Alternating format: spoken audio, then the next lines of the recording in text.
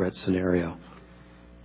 And to the leadership of this committee on both sides of the aisle, I find it stunning that 4.5 months after the act, Secretary Clinton still has the gall to say, it wasn't us, it was them. I take full responsibility, but I'm not going to hold anybody accountable, but it was them that made the decisions. That was not the case. I yield to the gentleman from Ohio. I thank the gentleman. Mr. Nordstrom, you testified in October there were 200 and some security incidences in Libya the 13 months prior to the attack. Is that correct? That's correct. Repeated attempts to breach the facility there. You repeatedly asked for additional security personnel, and it was denied, correct? That's correct. Not only denied, but it was reduced, correct? That's correct. And then 4.5 months after it all happens, the Secretary of State says, you were responsible for the security situation in Libya. That's what we have. That is exactly what we have. You repeatedly asked, send us some more of the good guys. They said, we can't do it. In fact, we're going to take some of them away. You guys are on your own. They made that decision in Washington. In fact, Mr. Nordstrom, the hearing ended in October.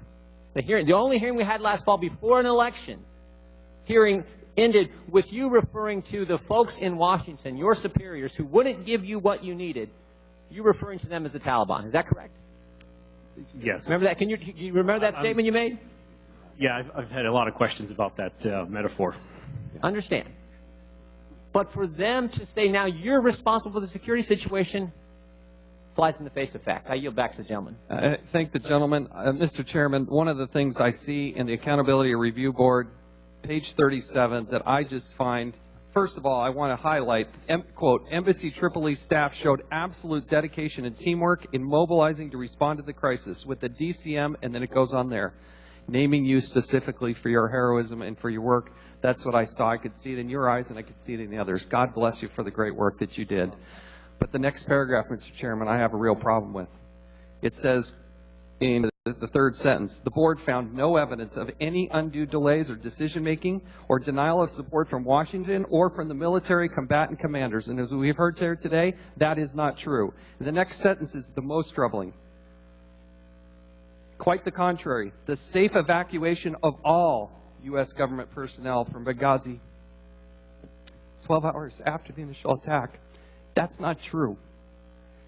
There are 4 people that were not safely evacuated.